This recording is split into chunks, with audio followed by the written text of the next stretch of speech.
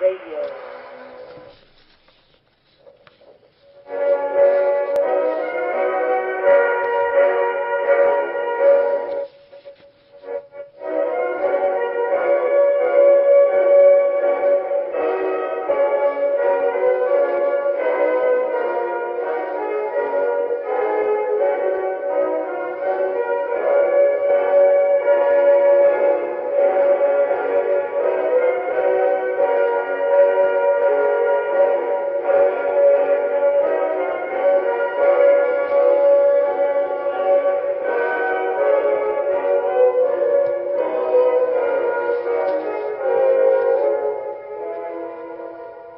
Boa noite, meus amigos.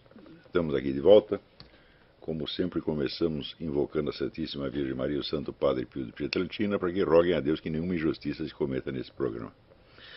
O programa que agora vai ser transmitido na base mensal, com uma duração um pouquinho maior, permitindo que a gente faça uma seleção um pouco melhor das matérias. Antes de tudo, eu quero avisar vocês que de 6 a 11 de maio de 2013, eu vou proferir aqui em Colonel Heights o curso Introdução à Filosofia de Louis Lavelle.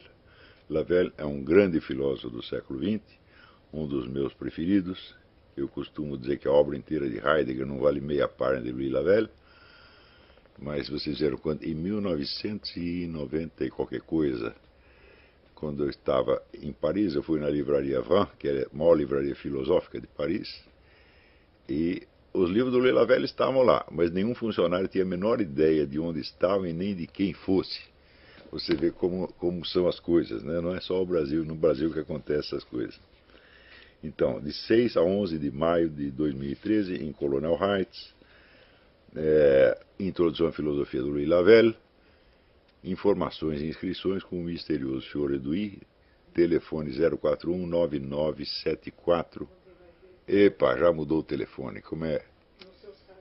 No meu site tem lá os telefones dele, vocês se virem, né? Então, também eu vou começar aqui lendo um artigo que eu acabo de enviar para o Diário do Comércio e que é, de certo modo, a linha mestra de todo este programa. O artigo chama-se ABC da Desinformação. Para quem zela pela sobrevivência do seu cérebro num tempo de naufrágio universal da inteligência, nada mais urgente do que compreender o que é realmente desinformação.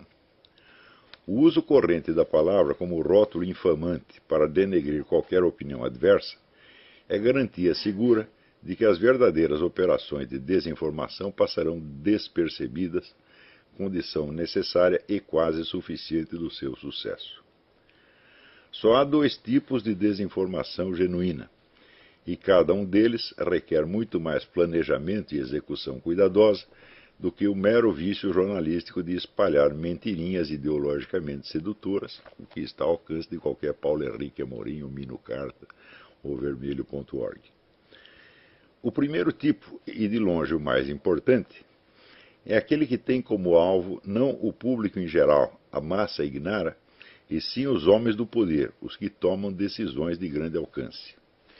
Dificilmente uma dessas criaturas se deixa orientar pelo que sai na mídia popular. Para influenciá-las, é preciso colocar no seu entourage, ou conquistar mediante suborno, chantagem, etc., assessores técnicos que sejam da sua plena confiança.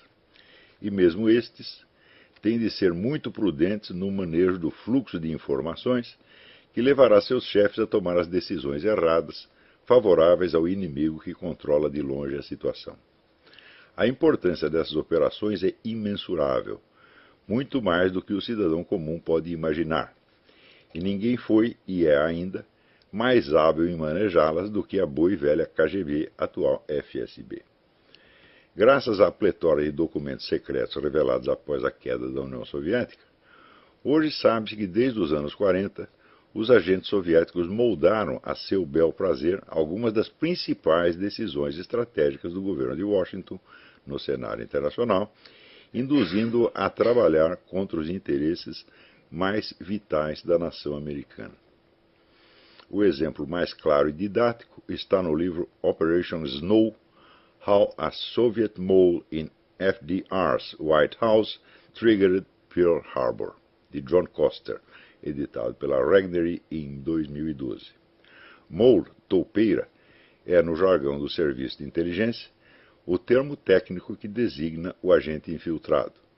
A toupeira foi, no caso, Harry Dexter White, alto funcionário do Tesouro, homem de confiança de Franklin Delano Roosevelt, ele até morava na Casa Branca, e, como os documentos comprovam, agente soviético. A situação era a seguinte em 1941. O governo militarista e expansionista do Japão estava dividido entre duas correntes. Uma queria retomar a velha guerra com a Rússia, que o Japão havia dado uma surra na Rússia no começo do século. A outra queria ajudar os nazistas contra as potências ocidentais. A Rússia, sob ataque alemão desde junho daquele ano, não podia oferecer resistência eficaz aos japoneses do outro lado do território.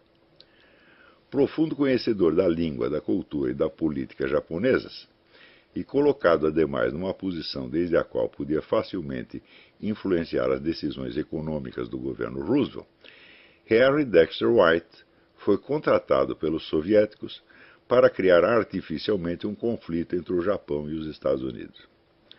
A sequência de memorandos e estudos estratégicos com que ele remoldou para pior as relações econômicas entre os dois países foi uma obra de gênio, levando Roosevelt a impor às importações japonesas de petróleo limitações drásticas que, do ponto de vista americano, pareciam simplesmente razoáveis, mas que, no contexto japonês e em língua japonesa, soavam como verdadeiras declarações de guerra.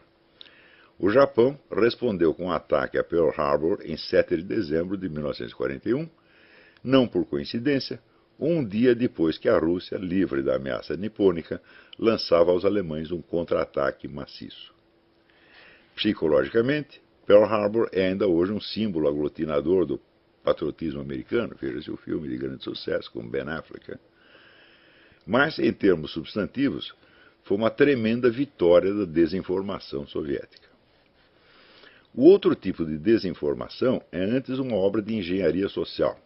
Não se dirige ao governo para moldar suas decisões, mas, ao contrário, vem do governo e de seus centros de poder associados e desce para a massa popular depois que as decisões já estão tomadas e é preciso, para implementá-las, conquistar o apoio do eleitorado, mantê-lo na total ignorância do que os altos círculos estão fazendo ou ajustar sua conduta aos padrões exigidos pela nova política. Pode-se chamar esses dois tipos de micro e macro desinformação. As dificuldades são consideráveis em ambos os casos, mas de natureza bem diversa. Se o primeiro é inviável sem o máximo de sigilo e o manejo fino do fluxo de informações, o segundo requer o controle completo dos meios maiores e mais prestigiosos de difusão, podendo, no entanto, coexistir com alguma contestação menor ou marginal que estatisticamente não afete os sentimentos da massa popular. Já aí há até um cálculo de quanto de oposição se pode permitir, de modo a simular um debate democrático, mas de tal maneira que a oposição não afete essencialmente a opinião popular. No Brasil, essa condição é facílima de alcançar, pois a grande mídia foi sempre dependente de verbas governamentais e não se atreve a morder a mão que a alimenta. Foi assim que os maiores jornais e canais de TV consentiram em ocultar a existência do Foro de São Paulo por 16 anos, até o momento em que, dominador completo da situação continental, este já podia se exibir em público sem maiores riscos. Nos Estados Unidos, a coisa teve de ser precedida por um longo e complexo processo de concentração da mídia nas mãos dos grupos globalistas, que hoje disputam com a Rússia as afeições do bloco islâmico. Quando esses grupos colocaram Barack Hussein Obama no governo para minar o poder nacional dos Estados Unidos e operar um giro de 180 graus na política externa americana, fazendo do antigo aliado de Israel o maior protetor que os radicais islâmicos já tiveram no Ocidente, a mídia já estava preparada para ocultar não somente a biografia altamente comprometedora do presidente, mas até algumas das suas executive orders, medidas provisórias, que serão no Brasil, mais ambiciosas e daninhas, que entram em vigor sem que a população fique sabendo de nada. Ou seja, até hoje, aquela medida provisória, executive order, em que o Obama conferiu a si mesmo o poder para mandar prender e manter preso indefinidamente, sem processo, nem coisa nenhuma, nem direito a habeas corpus, qualquer cidadão americano, até hoje isso não foi noticiado pela grande mídia. A gente sabe pelos canais oficiais, está lá no site da presidência, está lá. Mas a mídia não fala nada. Assim como no Brasil, vocês vê aqueles famosos 2 discursos em que o Lula confessava todas as suas atividades no Foro de São Paulo, inclusive a intervenção direta na política interna de outros países, até hoje está lá no site oficial da presidência. Tá certo? E não sai nada na mídia. O que está no site da presidência, quem que vai ler? Bom, só pesquisadores ou pessoas altissimamente interessadas. Digamos, no Brasil, eu acho que essas pessoas não passam de 3 mil. Umas 3 mil, 4 mil pessoas leram esses discursos no site da presidência e a nação continua não sabendo. De modo que, se a notícia não é divulgada, não existem reações políticas. Aquilo não entra na história política, fica politicamente neutralizado, embora esteja lá o registro oficial e ninguém possa desmentir. Quer dizer, o fato da notícia estar provada não quer dizer alguma coisa cientificamente. Tá certo? Mas não quer dizer nada politicamente ou publicitariamente. Já dizia o famoso jornalista Gondim da Fonseca, quer dizer, o jornal ganha pela notícia que não sai. Ele dizia isso com experiência. Então, hoje em dia, isso está mais comprovado do que nunca. Só que antigamente, vamos dizer, uma ou outra notícia que era suprimida era, em geral, vamos dizer, por um suborno. Já chegava lá um político, dava um dinheiro para o diretor do jornal, e dizia, não publica isso, o cara não publicava. Ou então havia, vamos dizer, a censura oficial ostensiva, como houve no tempo da ditadura militar. Mas hoje não é nenhuma coisa nem outra. Hoje é um controle total e sistemático da mídia inteira, da grande mídia inteira. É um fenômeno como nunca houve no mundo, de modo que a grande mídia, tanto no Brasil, quanto nos Estados Unidos, quanto na Europa, se tornou um negócio uniforme. E a uniformidade, evidentemente, cria uma impressão de consenso. Né? É aquele negócio, não é possível que todos estejam mentindo ao mesmo tempo. Sim, o fato é justamente, a coisa é feita assim, justamente porque é inverossímil.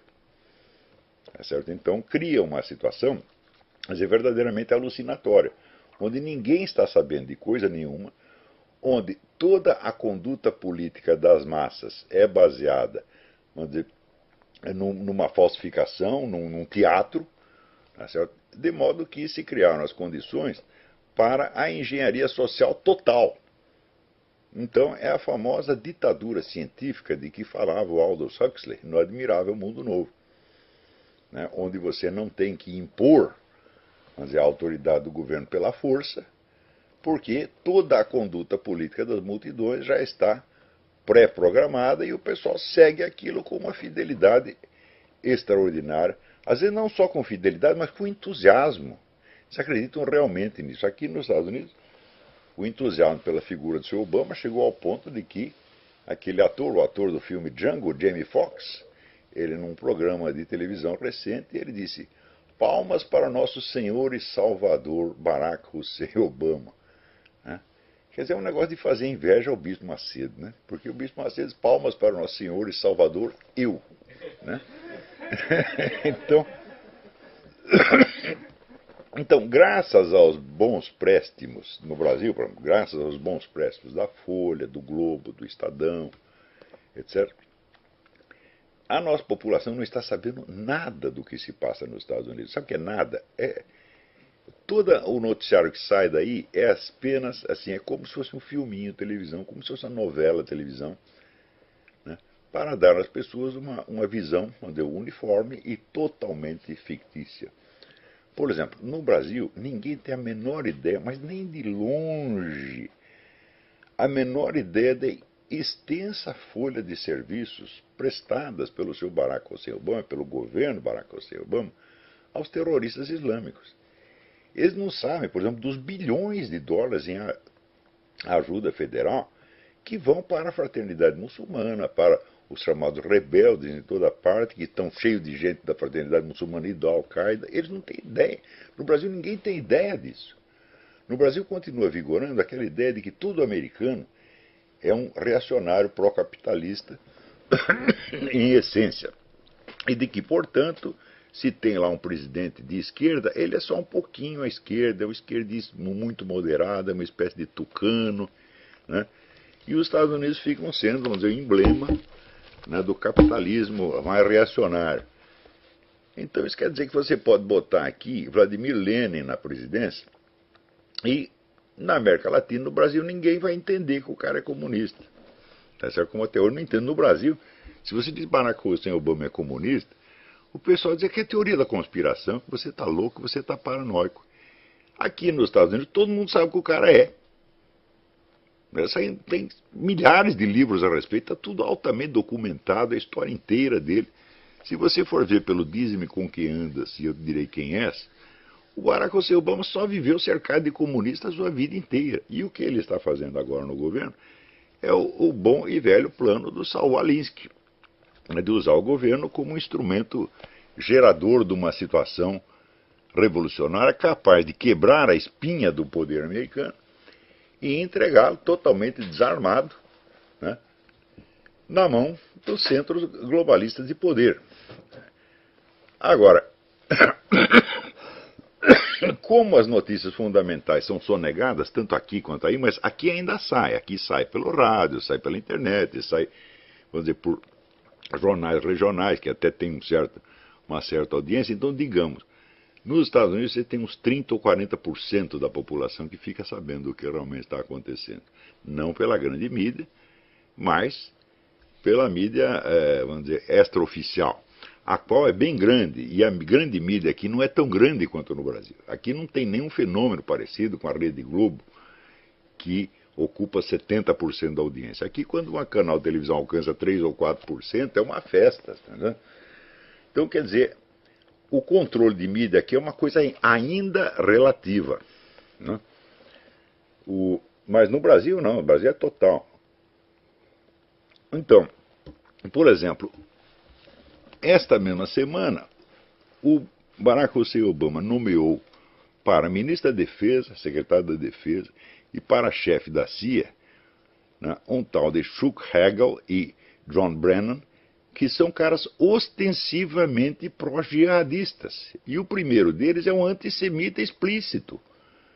Ou seja, o Ministério da Defesa está agora 100% contra Israel. Quer dizer, a política americana virou 180 graus.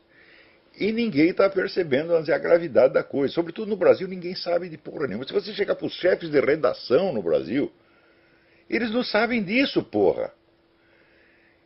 Quer dizer, vamos dizer, a mídia brasileira assim, é uma vergonha, é uma coisa assim tão desprezível, tão de terceiro mundo, né? Eu aposto que na Zâmbia o pessoal está mais informado do que no Brasil. Né? Aliás, os nossos jornais, você vê, os jornais vendem hoje o mesmo número de exemplares que vendiam nos anos 50. Isso não é não é força de expressão. Vocês vão lá nas estatísticas de circulação, vocês vão ver que a Folha vende 300 mil exemplares por dia, mais ou menos, e no fim de semana vende 1 milhão. Isso era o que os jornais faziam nos anos 50. Né? Agora, de 1950 até hoje, você vê, naquela época o Brasil tinha 60% de analfabeto. Daí para dentro todo mundo entrou na escola. Hoje em dia você tem mais vaga do que estudante. Não tem um estudante fora da escola, não tem um aluno, uma criança fora da escola. Todo mundo teoricamente aprendeu a ler e os jornais não vendem um exemplar a mais. Né? Então é o tal negócio. Da onde vem o prestígio dessas coisas? O próprio prestígio é falso e é desinformação. Os jornais do Brasil não podem nada, não influenciam ninguém, só são lidos no Congresso Nacional e por eles mesmos e pelas mães deles. Que eles são umas organizações ridículas, né, que ficam posando como se fossem, vamos dizer, o mainstream, a opinião dominante, a opinião dominante deles mesmos sobre eles mesmos. Tá entendendo? Então, não há por que você ter medo da grande mídia brasileira. Quem é poderoso é a Rede Globo, tá certo? Mas o noticiário da Rede Globo é assim, é meia horinha por dia. Não mais do que isso. A influência deles não é mais de ordem política, mas é de ordem psicológica na esfera das novelas, que são feitas para moldar a conduta da população, mas não a sua conduta política, e sim, sobretudo, a sua conduta sexual, erótica, familiar, etc., etc., que é uma coisa que aí sim tem um impacto tremendo, né?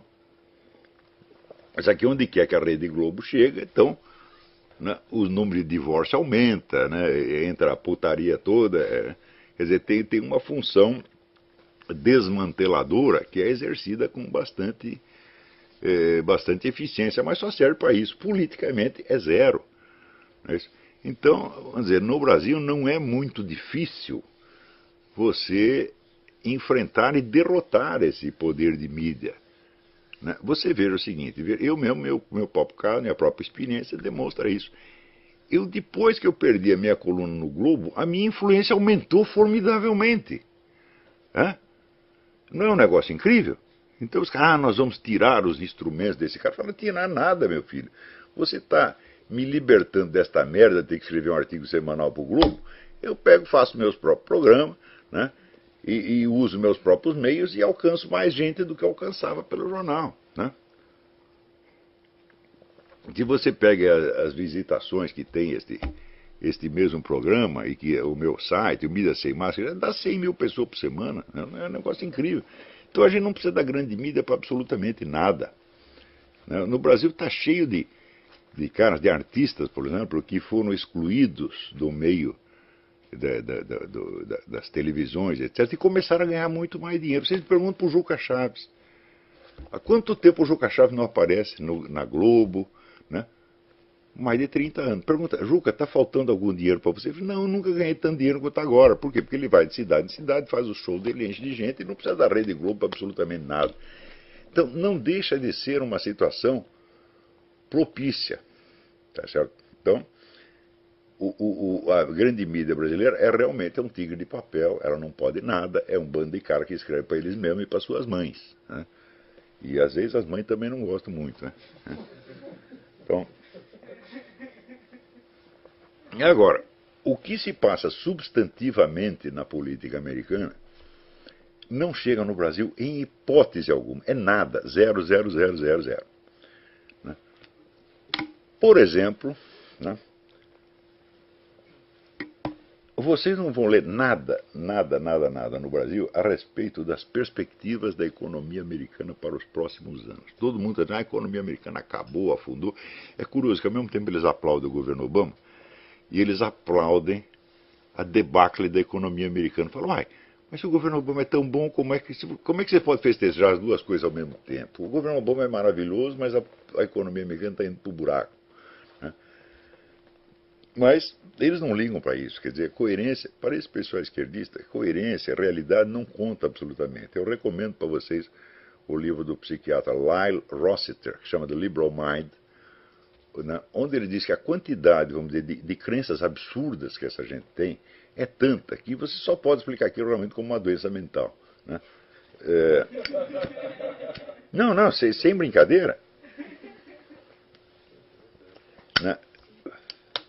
Existem, aliás, vários livros sobre isso. O livro do Andrew Lobachevsky, que eu já mencionei aqui, Political Ponerology, né, mostra como funciona a cabeça desses caras. São loucos perigosos mesmo, né? Sem brincadeira, não é ofensa, não é modo de expressão, não, isso é uma coisa científica. Então, você vê, os Estados Unidos têm reservas de xisto betuminoso que são uma monstruosidade.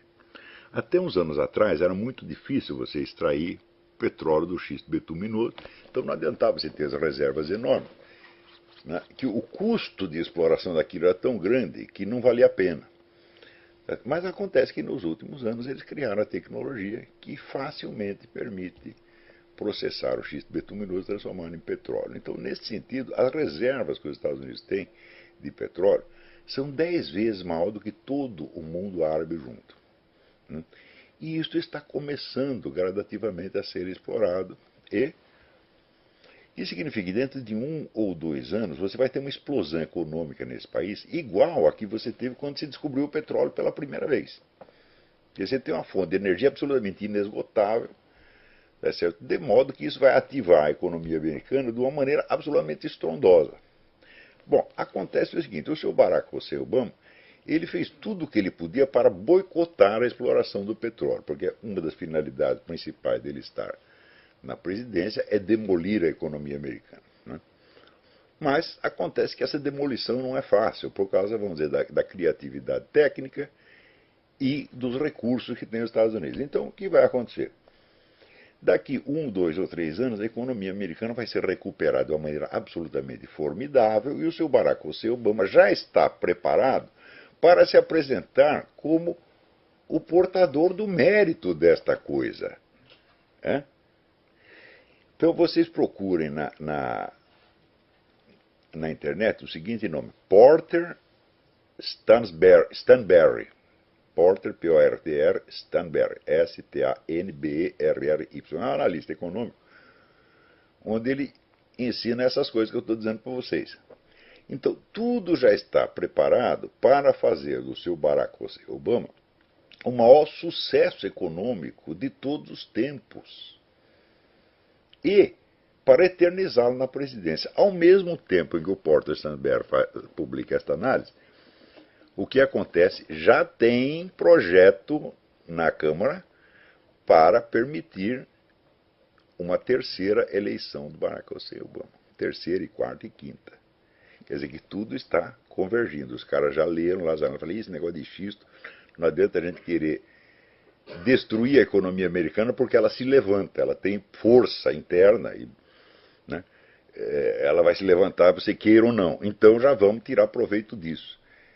Quer dizer, é aquele negócio dialético. Se não dá para ir por aqui, a gente vai por ali, que dá sempre na mesma. Então, preparem-se para a eternização do seu Obama na presidência. Eu acho que a única esperança desse país é a dona Orly Tates, aquela advogada russa, né, que tem um monte de processos sobre os documentos falsificados do Barack Hussein Obama e que esta semana conseguiu um negócio espetacular. Conseguiu que fosse agendada uma audiência plenária na Suprema Corte a respeito do certificado de alistamento falsificado, da certidão de nascimento falsificada, do Social Security falsificado, etc. Eu não sei a data ainda do negócio, mas o pessoal já estava aqui tudo fazendo as previsões mais terríveis, porque o juiz encarregado do negócio era o John Roberts. E vocês lembram que o John Roberts, ele foi o sujeito que aprovou, no fim das contas, o Obamacare. Porque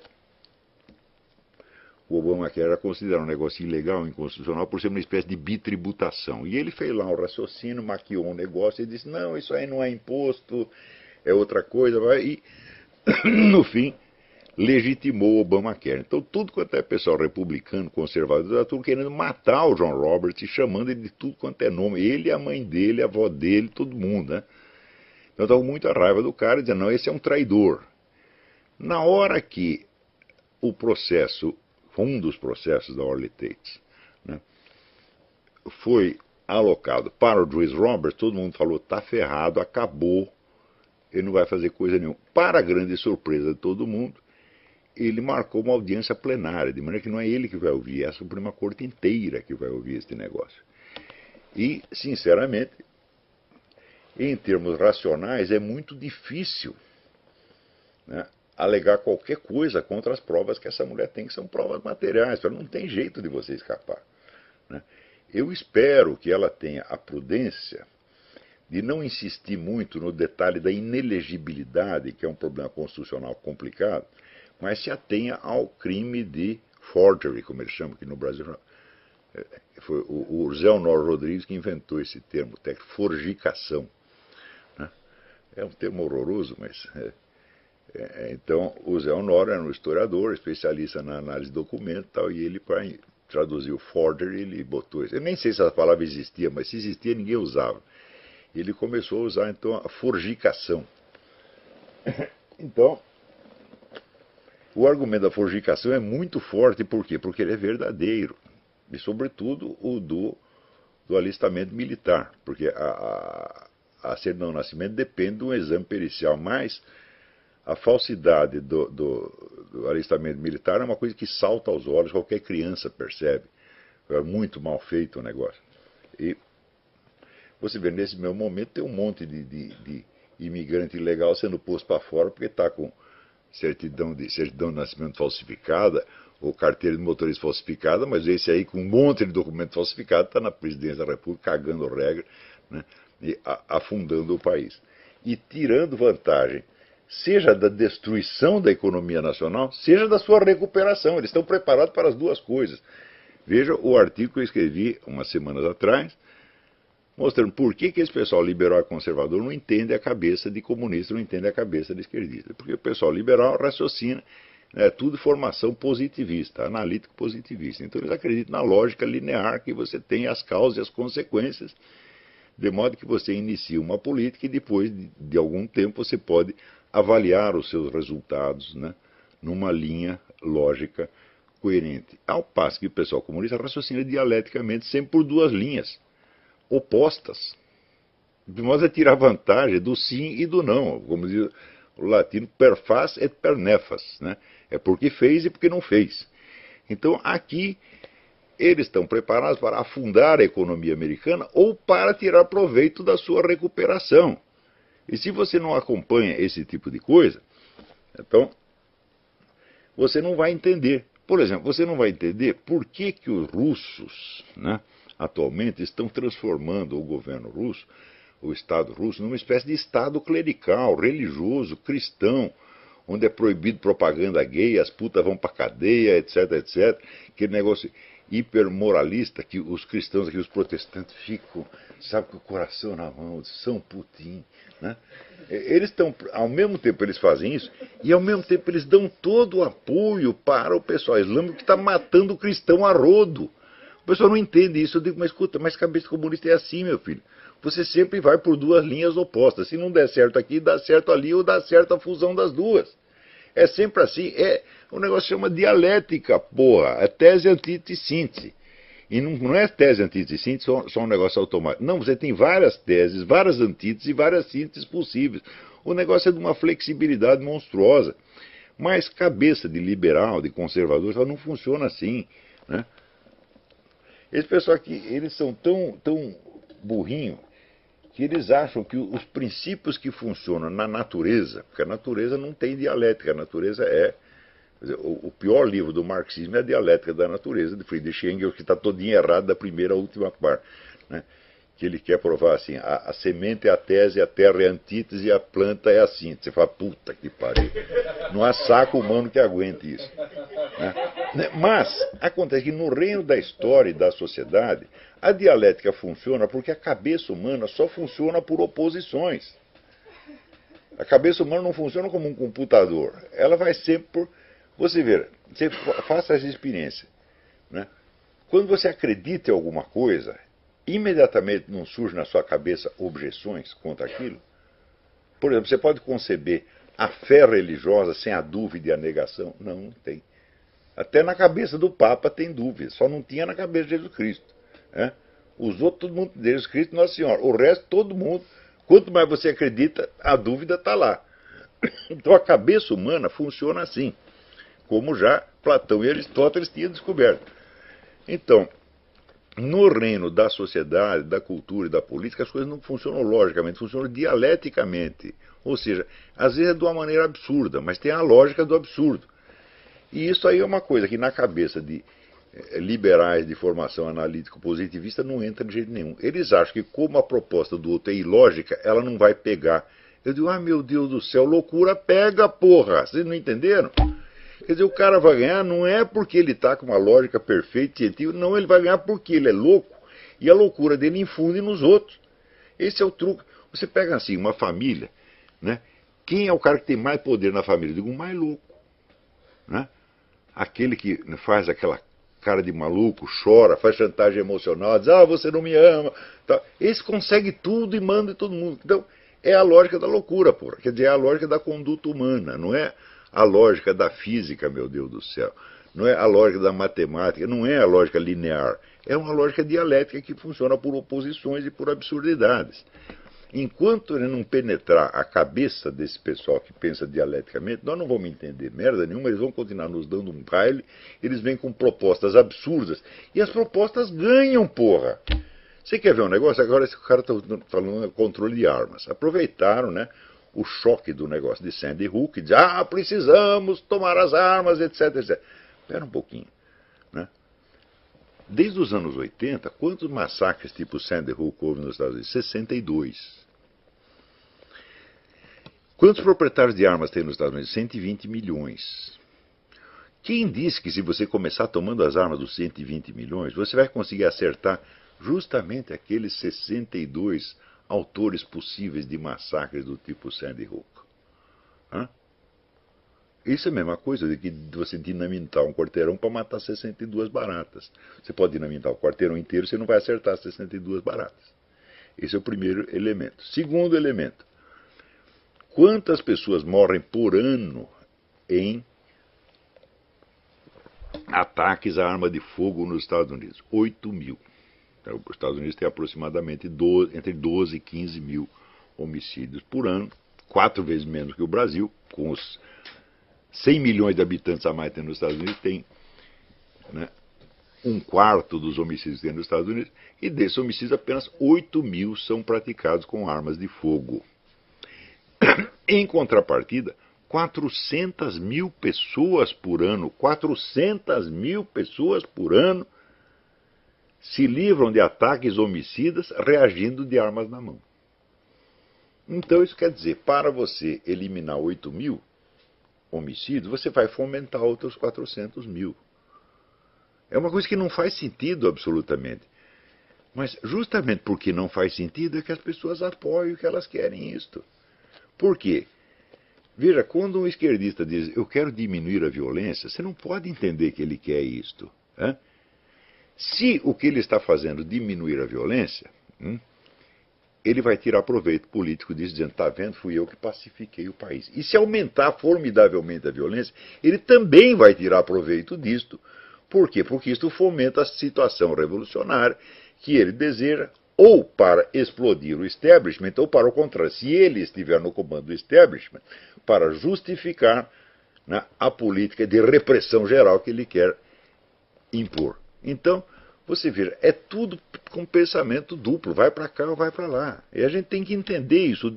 A língua dupla, né, o bilingues maledictus de que fala a Bíblia, está no coração do esquerdismo internacional. Não só do esquerdismo, mas de todo e qualquer movimento revolucionário. Seja comunista, fascista, nazista, anarquista, todos eles têm o pensamento duplo. E pessoa de pensamento duplo, é difícil você lidar com ela. E por isso mesmo eu digo, quanto mais maluco o sujeito, mais vantagem ele leva. Você vê, uma pessoa normal não é capaz de ter a agressividade psicológica que tem um louco. E na base da agressividade psicológica, a pessoa domina todo mundo. Qualquer de vocês pode depor, não tem na sua família, tá certo? Uma pessoa psicologicamente violenta, que todo mundo acaba concordando com ela para não contrariar, para não criar mais problema. É assim na política, é a mesma coisa. Né? Então, do mesmo modo que o Obama está preparado para tirar proveito da destruição econômica dos Estados Unidos ou da sua recuperação, ele também está preparado para tirar proveito, seja da diminuição, seja do aumento da criminalidade armada. As duas coisas valem para ele. Tá certo? Então, isso quer dizer, você nunca pode discutir com essas pessoas na base da honestidade e da racionalidade. Você sempre tem que estar preparado para o fato de que eles têm 1, 2, 3, 4, 15 cartas na manga ou 20 coelhos na cartola, tá entendendo? Eles se adaptam a qualquer coisa. Se você estudar a história do marxismo, você vê que o marxismo é uma teoria que consegue, no dia seguinte, dizer o contrário do que dizia na véspera, e todo mundo continua dizendo que aquilo é marxismo, meu Deus do céu. Você vê, Karl Marx começou dizendo que a estrutura de classe, a divisão de sociedade em classe, determina o curso da política. Passados 140 anos, os teóricos marxistas atuais já dizem que a propaganda revolucionária cria a classe que vai apoiá-la. Isso é exatamente o contrário. Eu digo, mas isso ainda é marxismo? É. Então, é uma teoria que ela pode dizer A e o contrário de A, e ela não perde a sua identidade. Se você estudou a história do marxismo e percebe isso, então imediatamente você tem a chave explicativa de toda a conduta desse pessoal. É a conduta propositadamente ambígua e escorregadia, de modo a tirar proveito de todas as possibilidades. Isso quer dizer que nenhuma política que eles proponham nunca, nunca, nunca expressa o que eles realmente desejam. Isso não quer dizer que eles não a desejem. Não é assim, um negócio mecânico. Eles estão propondo A porque eles querem o contrário de A. Não, não, não. Eles estão propondo A porque eles querem A ou o contrário de A, ou uma terceira alternativa ou uma quarta. A única linha de coerência que existe é o seguinte: eles sempre estarão por cima, aconteça o que acontecer. E eles têm essa técnica de tirar proveito de todas as alternativas. Então, para você ver como são as coisas aqui. Umas semanas atrás eu estava aqui lendo este livrinho. A criminalização do Estado na África. Jean-François Bayart, B-A-Y-A-R-T. Mostrando que o governo da África do Sul, né, hoje em dia é uma cleptocracia. É o governo dos gangsters, dos traficantes, dos assassinos, ou seja, o negócio degringolou. Daí quando as pessoas veem isso, que é um fato que eles não podem negar, o que elas dizem? Ah, mas que pena, porque começou tão bem, com aquele movimento democrático do Nelson Mandela, né, tinha promessas maravilhosas e as promessas foram traídas, etc, etc. Bom, eu também estava interpretando assim quando me chega a notícia do seguinte: descobriram que o Nelson Mandela sempre foi membro do Partido Comunista Sul-Africano, meu Deus do céu. Então os ideais não foram traídos, é simplesmente a dialética, meu filho. Você faz lá um movimento e se dá uma democracia, paz e ordem, muito bem, você tira proveito.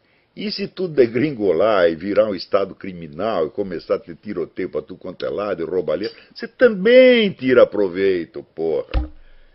Você vê, o PT no Brasil não fez carreira como o partido da lei e ordem, o partido moralista, o partido que ia moralizar o país, que ia acabar com a corrupção. Foi o partido que mais tirou proveito do discurso anticorrupção naquelas famosas CPIs dos anos 90. Naquele mesmo momento, eles já estavam preparando o sistema de informações que ia depois possibilitar um mensalão. Ou seja, nós tiramos proveito da paz e ordem como nós tiramos proveito da bagunça e da putaria, dá na mesma. Então, por exemplo, quando eles defendem esse negócio de casamento gay, você acha que eles são a favor de casamento gay? Não, eles são a favor e contra. Enquanto você pode usar essa porcaria para fazer dos gays massa de manobra, você apoia. Amanhã depois precisa vender os gays? Vende, uai. Tem um sujeito, o Rui Falcão, ele virou presidente do PT nesta base, faz tempo isso aí, Não tempo que essa política gay não era tão bem vista assim. O que ele fez? Ele botou lá no programa do PT o apoio ao casamento gay, outras reivindicações gays. Imediatamente, a Arquidiocese de São Paulo protestou e chiou. A Arquidiocese era um ponto de apoio importante para o PT. Daí o Lula ouviu falar aquilo, ficou aterrorizado, foi correndo para São Paulo, disse, povo do gay, O Rui Falcão falou, é muito simples, você me põe na presidência do partido, eu tiro as reivindicações gays. E foi acredito acontecer. De repente, um cara absolutamente desconhecido, que é o Rui Falcão, eu conheci o Rui Falcão e a mãe dele conheceu ele, mas ninguém conhecia ele. De repente, o ilustre desconhecido dá um baile no Lula e vira presidente do partido. É assim que se faz. Eles sempre foram assim e sempre serão assim. Você vê, por exemplo, quando houve a Revolução Russa, os comunistas eram todos a favor do amor livre. Então, começou aquele negócio de revolução. No dia seguinte está todo mundo comendo todo mundo. E aparece então uma geração de filhos de ninguém. Não é isso? Esses filhos de ninguém, evidentemente, viram todos delinquentes. Tá certo? E daí criam um problema de delinquência, e daí o governo falou, então vamos acabar com essa putaria, agora nós vamos instaurar um moralismo mais estrito. E vamos, o que nós vamos fazer com esses moleques de rua, com esses delinquentes? Nós vamos matar todos. Mataram todos. Então, num primeiro momento, tiraram proveito da política do amor livre. No momento seguinte, tiraram proveito exatamente do contrário. E o cara que inventou a política do amor livre, que foi o Karl Radek caiu em desgraça, e botaram ele aonde que o Stalin mandou prender ele? Numa prisão de delinquentes juvenis, os quais mataram Karl Radek a pontapés, pisando no velho. O movimento comunista tira proveito de tudo isso e vai sempre progredindo, meu filho. Né? Então, é um negócio que tem no Shakespeare. Como vai o mundo? Bom, ele se destrói, mas ele continua crescendo. O movimento comunista é isso. Quer dizer, é a lógica da destruição, tá certo? E a lógica do absurdo. Né? Agora, olha aqui, olha um bando de notícia que tudo que eu estou falando aqui, não é que eu não estou comentando as notícias, eu estou comentando a essência das notícias, porque é tudo isso. Tudo que eu estou falando é sobre isso aqui. Né? Então, você vê que coisa. Deu uma teórica feminista que outro dia reclamou, falou, mas espera aí, onde estão, né, os quadros da Santíssima Virgem amamentando o menino Jesus? Antigamente tinha de monte, agora não tem mais. Ela tem toda a razão, isso é verdade. Por quê? Porque no mundo burguês, você dar o cu, chupar piroca, tornou-se uma coisa decente, mas amamentar um bebê tornou-se indecente. Não teve no Brasil uma senhora que foi bacana porque estava amamentando o bebê, porra. Então, quer dizer, agora amamentar bebê é imoral. Né? Mas um macho amamentar o outro é bonito. Então, quer dizer, o que é? O movimento revolucionário ele tira proveito do moralismo e do imoralismo do mesmo jeito. Ele inverte as coisas, né? Quer dizer, um mundo, né, onde o seu Luiz Motta ir para a cama com 500 homens é decente, e a Santíssima Virgem Maria amamentar o bebê é indecente, fala, bom, não estou entendendo mais nada. Mas não é para entender mesmo, meu filho, está entendendo? Então, agora, ao mesmo tempo, você veja, aqui saiu a Associação Psiquiátrica Americana lançou aqui um novo manual, onde praticamente tudo é doença mental. Todas as condutas humanas, todas as emoções humanas são classificadas como doentes e passíveis de tratamento. Né? Exceto, evidentemente, o homossexualismo, o sadomasoquismo, etc, etc, etc. Né? Por exemplo, você querer que a sua mulher goste de você é doença mental. É isso. Mas você ir nesses clubes de sadomasoquismo para levar chicotado, não, isso é inteiramente normal. Então, quer dizer, a psiquiatria está se tornando um instrumento para enlouquecer a multidão. Então, você lembra dos anos 60, teve um psiquiatra italiano chamado Felice Battaglia, que lançou um movimento antimanicomial. Eu nem lembrava dessa palavra, né? Até usei deshospitalização num artigo, porque eu não lembrava a palavra, faz 8 anos que eu estou longe do Brasil. E daí alguém falou, por que isso escreve deshospitalização? Todo mundo sabe que é antimanicomial. Eu falei, desculpe, tinha esquecido. E o movimento antimanicomial é o seguinte, os loucos não podem ficar internados, porque é uma crueldade você interná-los. Então você os devolve para suas casas, onde eles vão infernizar a vida dos seus familiares, né? Como aconteceu com o poeta, como é o Ferreira Goulart. Ferreira Goulart tem 2 filhos esquizofrênicos. Um dos filhos já tentou matar ele, pô. Né? E ele implorando, falou, pelo amor de Deus, me arruma internação. Porque não pode, você tem que aguentar os 2 loucos em casa. Eu também já tive um parente maluco. Felizmente ele se dava bem comigo, mas tinha um outro cara, um outro parente que ele vivia querendo matar a machadadas. Né? E era aquele negócio, você está dormindo, de repente aquela gritaria, cadê o fulano? Ele está lá com o machado correndo atrás do outro, porra. Né? Um inferno, né? Então o movimento antimanicomial espalhou louco para tudo quanto é lado. E esses caras que fazem ataque como Sandy Hook são todos caras que não estão no hospício. É? Então você vê, em vez de você devolver 62 malucos para o hospício, você quer tomar as armas de 120 milhões de pessoas. Você já parou para pensar o que é o confisco de armas de 120 milhões de pessoas? É uma operação de guerra muito maior do que foi a coletivização da agricultura na União Soviética, onde morreram, só ali naquele lance morreram 30 milhões. E certamente, se o governo for impor mesmo esse confisco, ele vai ter que matar muita gente. Para matar muita gente é que ele já está se preparando, e por isso mesmo que a Homeland Security, o Departamento de Segurança Interna, comprou 2 bilhões de rodadas de balas hollow point.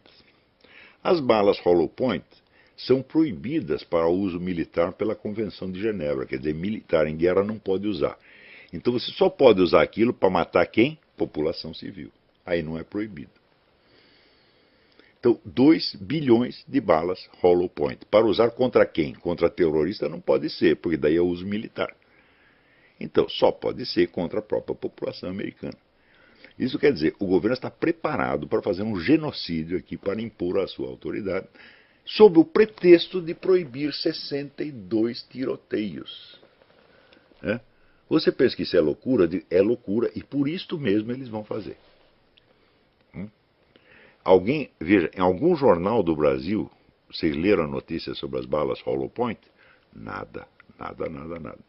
Pior que se você vai entrevistar os caras do Homeland Security, eles dizem, não, isso é rotina. Do quê? Polícia usar balas hollow point já não é rotina de jeito nenhum. Agora, 2 bilhões de rodadas, 2 bilhões de tiros,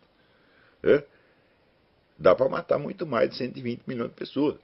E eles estão preparando isso, sim, e eles vão fazer. Eles vão impor. Então, você vê, essa coisa de um governo que cada vez mais consegue impor medidas absurdas, isso está sendo adotado aqui, está sendo adotado no Brasil. Você viu esse caso de Suyamisu, em que os lavradores lá, de repente, são tirados fora, né, para dar as terras para uma tribo de índio que você nem sabe se existe. Né, porque tem aquele livro do general Mena Barreto, que chama A Farsa Yanomami, vocês deviam ler esse livro, né, que foram dadas extensas terras a uma tribo chamada Yanomami, a qual jamais existiu, a qual foi inventada por uma fotógrafa maluca chamada Cláudia Andújar. Né? Ela que andou pelo Brasil, criou, ela juntou meia dúzia de índios, agora vocês são Yanomami, e haja terra para os caras. Esse pessoal do Quilombo é a mesma coisa. Os sujeitos dizem, não, aqui foi a terra do meu bisavô. Você precisa provar? Não, não precisa, você diz, está provado. Isso aí é que nem cota, né? Cota racial. Chega lá um negro loiro de olhos azul, 1,90 m, como é seu nome? Helmut Schmidt. Que raça você é? Preto. Dá em minha cota. Né? Pronto, acabou, porra. Né? A prova é por declaração. Agora, você vê, este negócio das armas, para tomar as armas de todo mundo, é preciso você neutralizar a segunda emenda da Constituição. Bom, o trabalho para neutralizar a segunda emenda já vem de muitos anos. E agora já se transformou num esforço geral para anular a Constituição americana. O New York Times já está defendendo a demolição da Constituição americana abertamente.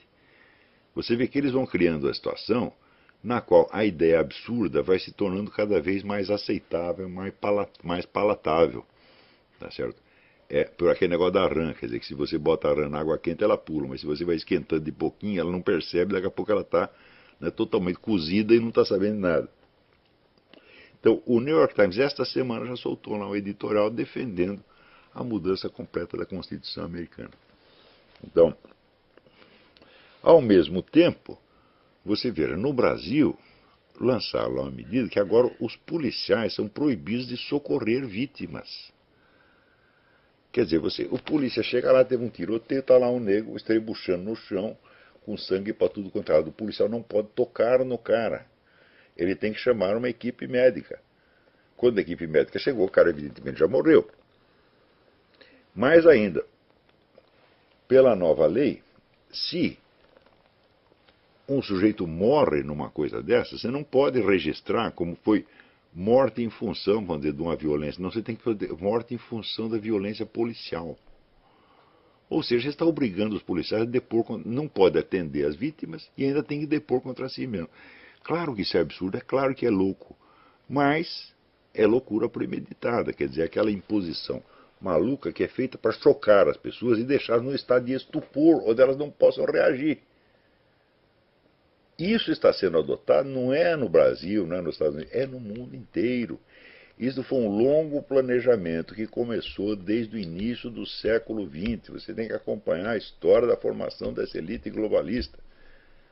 Se você pegar, por exemplo, o próprio livro do Aldous Huxley, O Admirável Mundo Novo, até hoje não se sabe se esse livro foi uma denúncia ou um projeto. Porque Aldous Huxley era um membro do círculo globalista. Ele não tinha por que cuspir, morder a mão que o alimenta. Ele está trabalhando para essa gente. E hoje você vê muitas medidas que são o próprio Admirável Mundo Novo sendo imposto para nós. Ou seja, você primeiro começa aquilo na ficção, acostuma as pessoas primeiro a temer aquilo. Depois, quando o temor vai se tornando rotina, tá certo? Você se acostuma que aquilo é inevitável e daí você faz aquilo que você mesmo impôs como inevitável. Se você pensa que isso é um nível de planejamento excessivo, muito conspiratorial, é porque você não conhece a história, pô. As coisas são feitas exatamente assim. Então, do Big Brother Brasil, não é isso? Você veja, o deputado Jean Willis, ele se gaba de ter subido na vida com o programa Big Brother, que é uma coisa que qualquer pessoa deveria ter vergonha. 20 anos atrás, qualquer um teria vergonha de subir por esse meio. Hoje ele se gaba e acha lindo isso aí. Quer dizer, é a invasão de privacidade aceita. Então, isso quer dizer que os indivíduos que são os mais exibicionistas, portanto um pouco malucos, eles começam a ter vantagem. Né? E esse exibicionismo é feito de maneira a chocar e desorientar. Você vê o Luiz Mott fazendo aquele discurso sobre sexo, afagando a estátua de uma bunda de um bebê. Evidentemente é propaganda da pedofilia, mas você vai acostumando. Você fica inicialmente num estado de choque, porque você não acredita que uma pessoa vá fazer isto. É a teoria do crime inverossímil. Você faz aquele crime que ninguém acreditou que você ia fazer. Isto é mais antigo do que andar para frente. Se vocês leem os livros de um sujeito chamado Iqbal Ali Shah, que era o pai do Idris Shah, que era um puta de um charlatão vigarista espiritual, já está tudo isso lá no começo do século, meu Deus do céu. E vocês, gente como esse Idris Shah tem uma influência enorme em círculos de governo. Eu não sei se eu já contei aqui como eles, por exemplo, eles demoliram a carreira do presidente do México, López Mateus. Se apropriaram da mente da mulher dele, envolveram ela no mundo de escândalo, a carreira do cara caiu. Quer dizer, eles se aproveitam do sujeito e depois jogam no lixo. Então, organizações desse tipo pululam no mundo, tá certo? E político é louco por essas coisas. Político adora esse negócio, adora uma macumbinha, adora uma pseudo-espiritualidade, adora um satanismo e assim por diante, porra. Né? Então, você vê, a própria incoerência das propostas dessas pessoas é calculada para deixar você num estado de estupor. Por exemplo, quando a National Rifle Association, NRA, propôs que se pusesse guardas armados nas escolas, né, o pessoal da esquerda, tudo, já se viu, não pode ter arma nas escolas. Quer dizer, só o bandido pode, só um cara pode ter arma. Quer dizer, o louco que vai lá para matar todo mundo, esse pode, os outros não podem. Né? Mas, ao mesmo tempo, você vê, na escola que o Obama pôs as filhas dele, tem 11 guardas armados e estão contratando mais um. Por quê? Guarda armado na escola não funciona. Prova que não funciona é que eles põem alguns na escola dos filhos do Obama. Isso é hipocrisia? Fala, não, meu filho, isso é incoerência calculada. Isso é para você realmente perder a capacidade de reagir. Por quê? Você espera competir com essas pessoas no campo do debate racional, da política, etc. E não é isto. Esse pessoal só é acessível, vamos dizer, a modalidades psicológicas de ação. Isso é como um louco, você não pode, não adianta você tentar provar para o louco que ele está louco, porra, não é isto. Você vai ter que usar algum artifício psicológico. As pessoas perguntam, por que eu digo palavrão aqui? É muito simples, meu filho, esse pessoal não é acessível, nem a fatos, nem a argumentos, mas eles são hipersensíveis ao escárnio. Até escrevi no Facebook. A hipersensibilidade ao escárnio é uma das piores características humanas. Mas ela é uma espécie de pecado universal. Todo mundo quer fugir do escárnio, quer fugir do ridículo. Tem terror do ridículo. Né? Nós que somos cristãos, nós não temos terror do ridículo. Quando as pessoas escarnecem, fazem piada com a gente até agradece. Por quê? Porque isso nos torna mais semelhantes ao nosso Senhor Jesus Cristo, que foi o maior objeto de escárnio da história humana. Mas o cara vaidoso, oco, o escárnio para ele é o terror, o ridículo é o terror. Então ele vai fugir disso de qualquer maneira. E os filhos da puta, demoníacos, sabem usar isso aí. Mantém você sob ameaça de escárnio e pronto, você faz o que eles mandarem. Anos atrás, eu li um estudo não foi da Remington, mas dessa empresa de computador, que eles faziam um estudo informático da paranoia. Como você induz, como você cria uma paranoia no sujeito.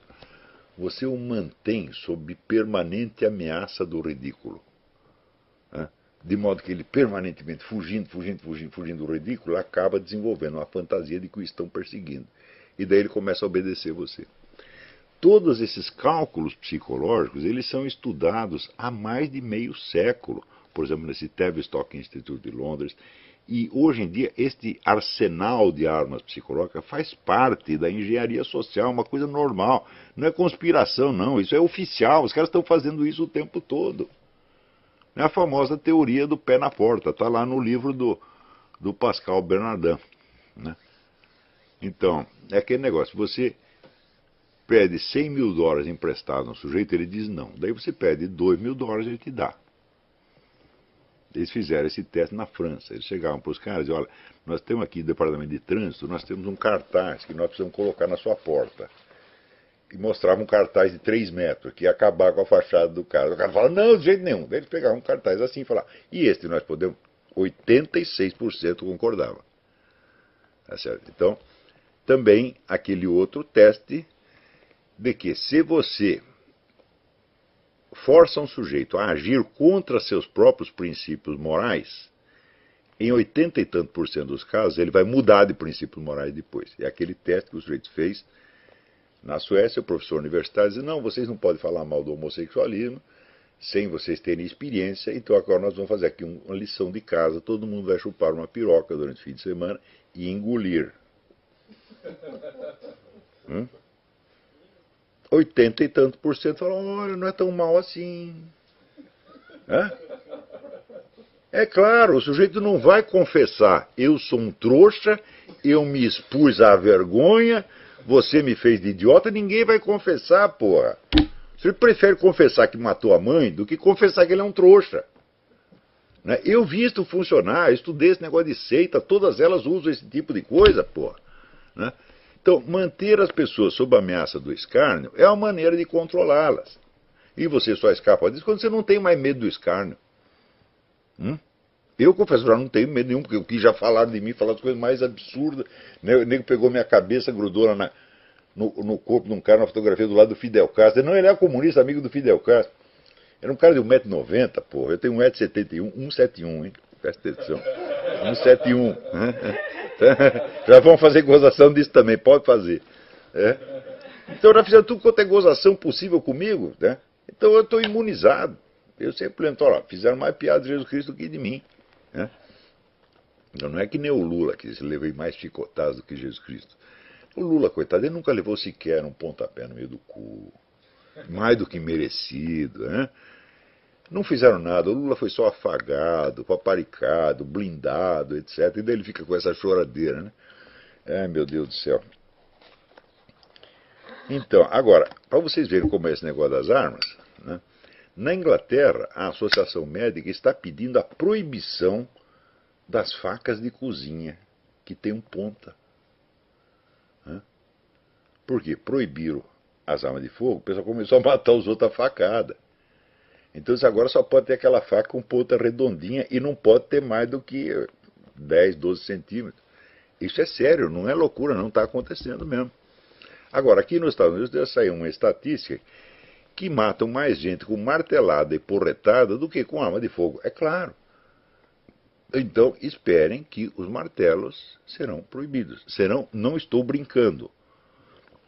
Na Inglaterra, uma epidemia de compras de tacos de beisebol. Os tacos de beisebol, então, não serão totalmente proibidos, não. Agora só pode fazer taco de plástico, levinho, né, que criança pode brincar. Vai ser assim, meu filho. Né?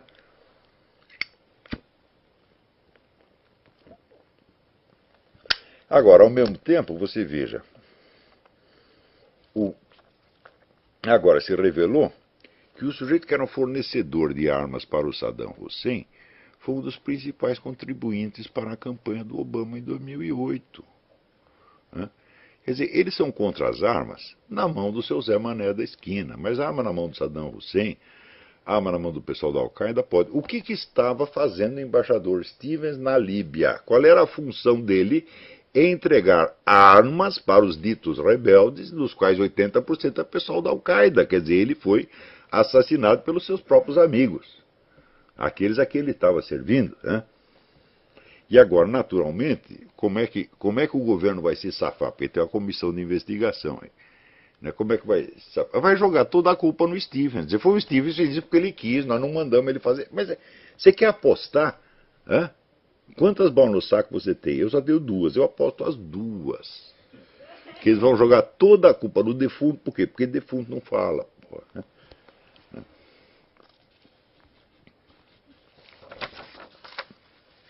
Agora, você vê, aí no Brasil, né, tá saindo um livro que defende o seu Cesare Battisti. Né, e dizendo, não, ele foi condenado injustamente, etc. É um livro de 300 páginas, está fazendo apologia do Cesare Battisti. Quando você vai ver, o livro está lá sendo distribuído pela livraria da Folha de São Paulo.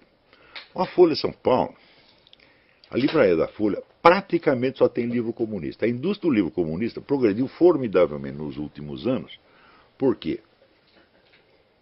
Porque os comunistas dominaram todas as universidades, tese universitária hoje é só propaganda comunista, então, evidentemente, né, o período de maior florescimento da indústria do livro comunista foi durante a ditadura militar, porque o governo dava dinheiro para essa gente.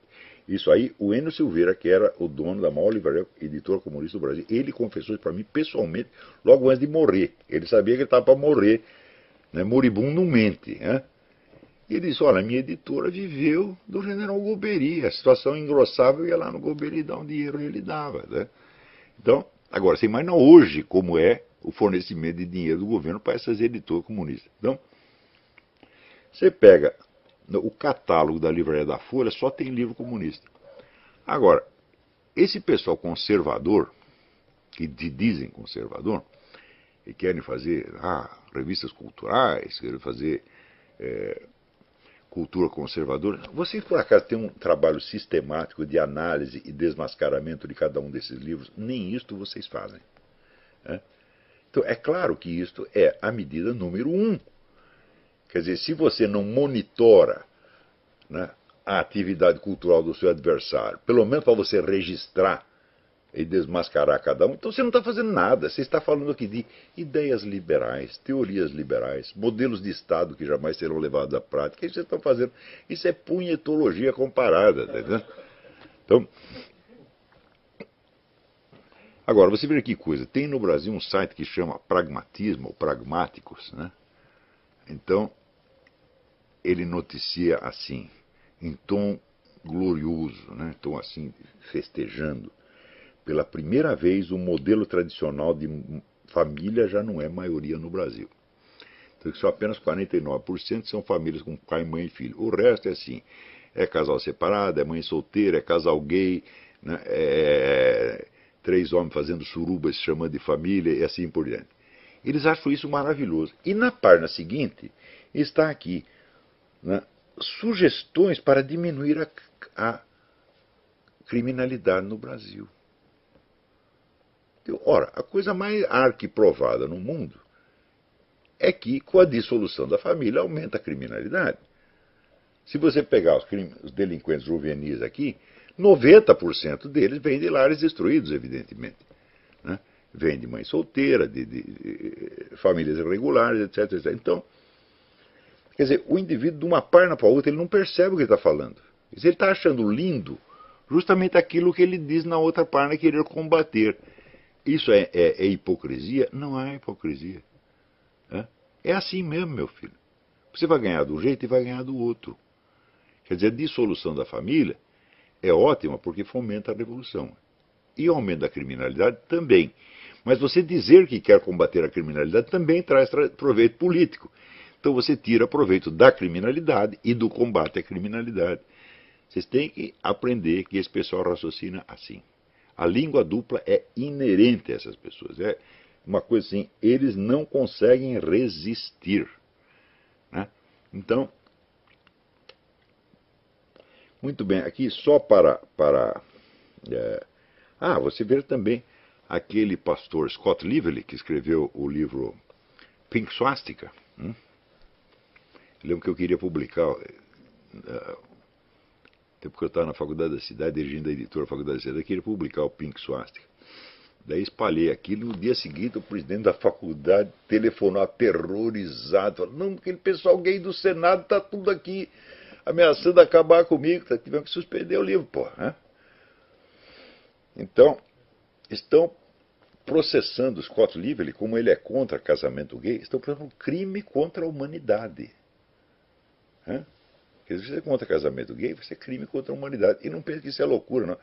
Mas isso é uma coisa exagerada, um hipérbole maluco. É feito por causa disto mesmo. Será que os caras que fazem esse processo, ele não sabe que isso é absurdo? É claro que sabe, e ele faz precisamente por isto. Para chocar as pessoas, quer dizer, é um negócio da agressividade psicológica. Né? Agora, aqui só para acabar, né? Você vê que todo esse movimento ecológico, esse negócio de aquecimento global, né, fica dizendo que, falando contra os combustíveis fósseis. Eu lembro até o Dr. Fritjof Capra, no livro Ponto de Mutação, falava horrores dos combustíveis fósseis. Ele dizia que no fim da década de 90 os combustíveis fósseis seriam abandonados.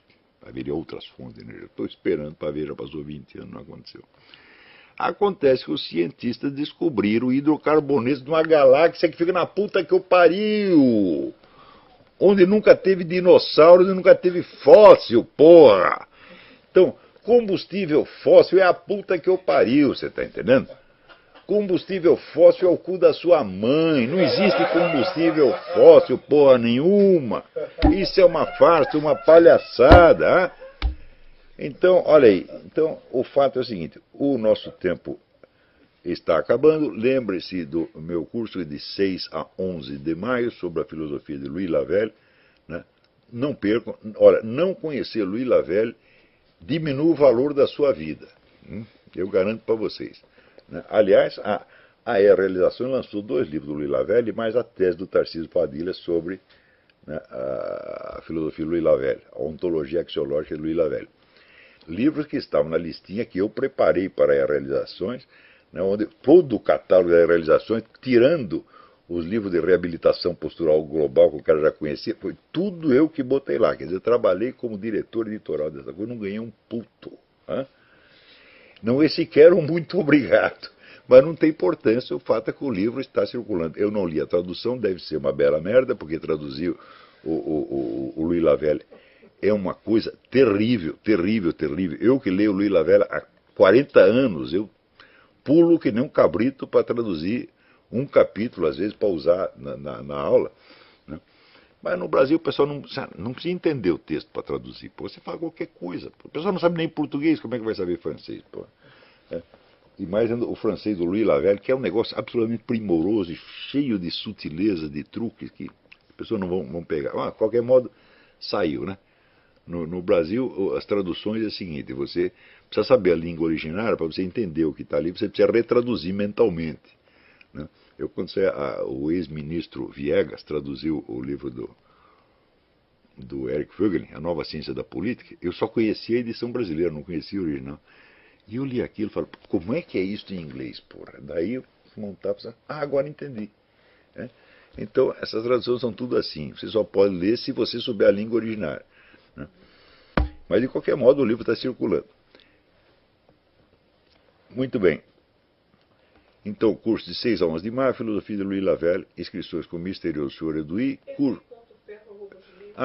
Eduí com y.ferro@gmail.com. Então, inscrições com o misterioso senhor Eduí. E eu espero então vocês aqui de 6 aulas de mar. E não esqueçam também de visitar a nossa página Olavetes com 2 T's. Não é isso? Então tá, até o mês que vem. Muito obrigado a todos.